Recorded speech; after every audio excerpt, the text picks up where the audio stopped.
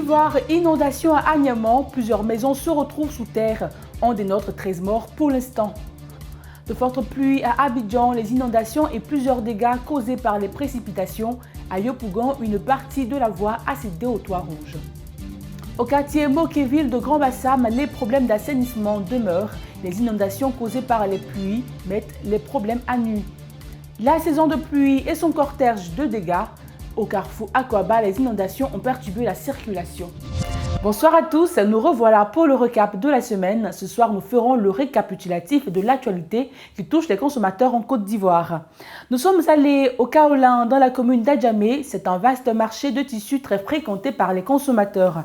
Au Kaolin, les prix sont très abordables et il y a une proposition de gamme plus large de tissus importés. Allons à la découverte avec Christian Gokra. À Abidjan, quand on parle de kaolin dans la commune d'Adjamé, il ne s'agit pas d'une roche, mais plutôt d'un marché très connu. L'on y trouve toutes sortes de tissus locaux ou importés des quatre coins du monde. Commerçants comme particuliers, tout le monde y trouve son compte. Mais pourquoi cette appellation kaolin? Les explications du président de ce marché. Le kaolin, c'est un ancien marché d'Adjamé. Le nom kaolin, pourquoi on a nommé le nom kaolin? Parce que dans le marché, il y a un coin où on vend le kaolin même qu'on mange. Si tu veux bon tissu, tu viens au kaolin. Un bon tissu moins cher, tu viens au kaolin. Si tu veux prendre en gros comme en détail, tu viens te servir au kaolin.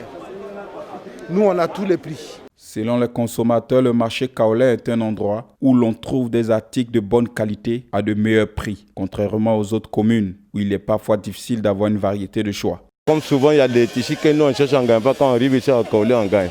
On dit tous les tissus, il y a des coupons européens, il y a des coutons Portugal, tout ça on gagne. Bon, ici les prix sont abordables par rapport aux autres quartiers. Ici, en tout cas, les prix sont vraiment abordables. Voilà, un tissu qu'on peut avoir peut-être à 6 000, ici on peut avoir ça à 4 000 ou 3 500. Donc c'est par rapport au prix qu'on vient ici. Pour le consommateur, consommer malin est un moyen de lutter efficacement contre la cherté de la vie. Une raison valable de faire leurs achats au kaolin d'Adjamé. C'est la saison de pluie et dans certaines communes de la ville d'Abidjan, cette saison est inquiétante. À Yopougon, une canalisation a cédé, causant l'effondrement de certaines maisons. Christian Gokra. Les pluies diluviennes font de nombreux dégâts à Abidjan. À Yopougon, Petit Toit Rouge, les habitants font face à des difficultés. Sous la pression de la pluie, une canalisation défectueuse cause l'effondrement de certaines maisons, ainsi que la dégradation de la voirie. Inquiets, les populations demandent un état d'urgence afin d'éviter les désagréments. Ouais, mais ici, quand il pleut, j'avoue que c'est déplorable parce qu'il y a une année où il y a un enfant même qui s'est noyé ici. Et on appelle gain de cause. Il y a une urgence, il faut que l'État réagisse. Voilà. Vous voyez, l'eau est en train de bouffer le goudron. Le pied peut arriver d'un moment à l'autre. Les enfants ils sont là, ils vont à l'école. Voilà. Une voiture même peut faire une fausse manœuvre. La voiture peut aller, les dégâts, on constate les dégâts.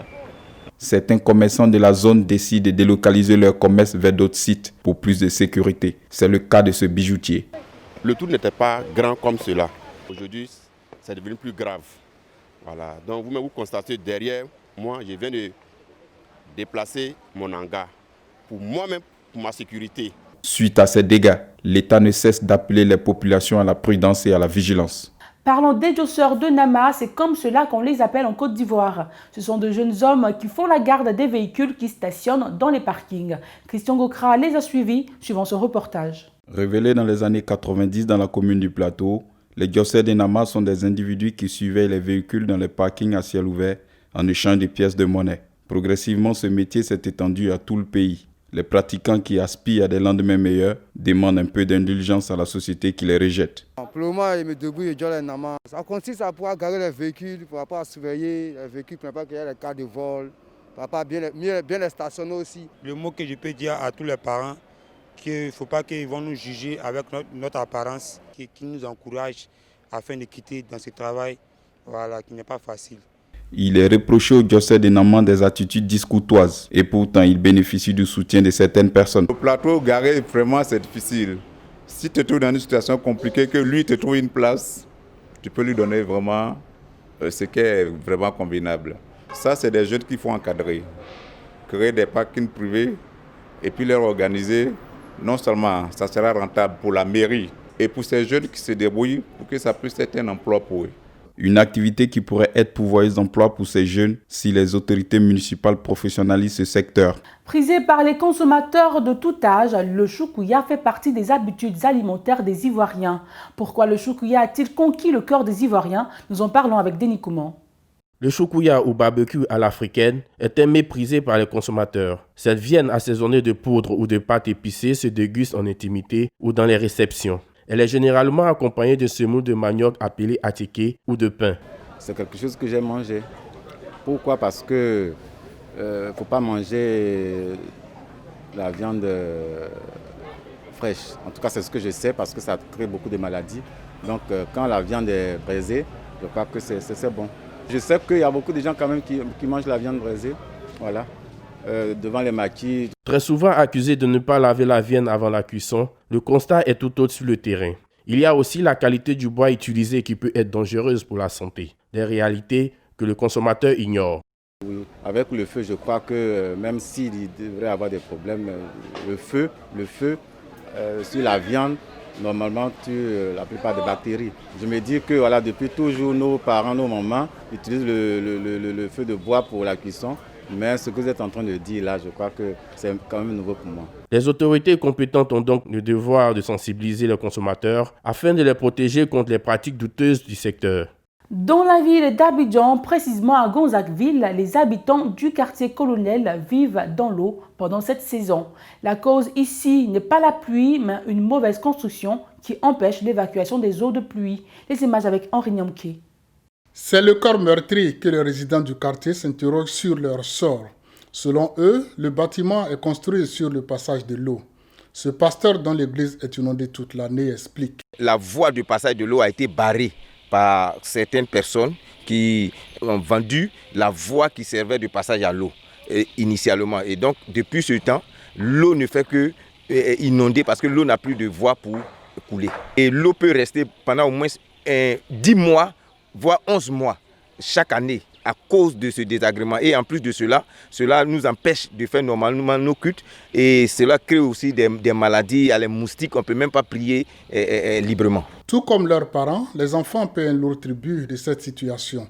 Cela donne du souci à leurs géniteurs. Ça crée les maladies, ça fait que les enfants tombent malades et les pieds d'athlète là, ça bouffe les pieds. Donc ça fait que quand on arrive dans ce mois, on est obligé d'enlever nos enfants ici. Nous n'avons pu avoir la réaction du propriétaire du bâtiment. Les autorités, surtout municipales, doivent veiller au bien-être des administrés pour éviter ces faits qui sont courants dans nos cités. Les espaces verts dans la plupart des villes de Côte d'Ivoire n'existent que de nom.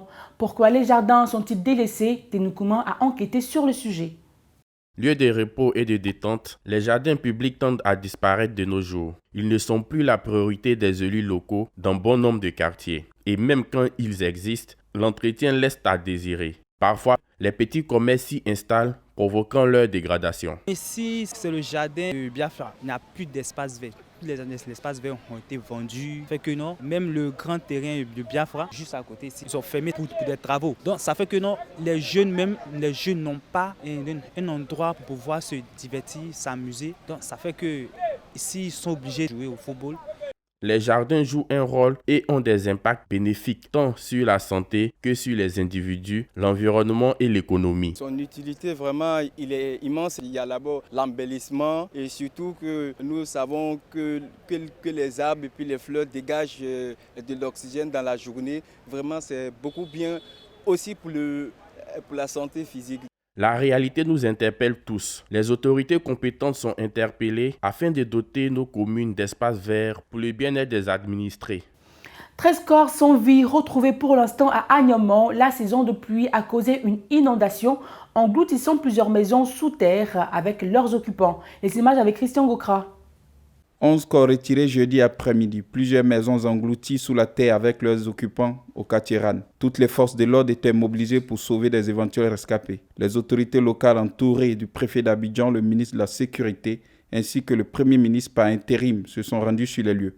Les populations en pareille circonstances sont stressées et vivent une panique sans précédent. Les sapeurs-pompiers, aidés des autres corps de sécurité, poursuivaient les recherches dans des conditions difficiles. Le souhait que le bilan ne soit pas trop lourd. Suite à l'occupation anarchique des populations autour des installations de la CIE, la compagnie ivoirienne d'électricité sensibilise les populations.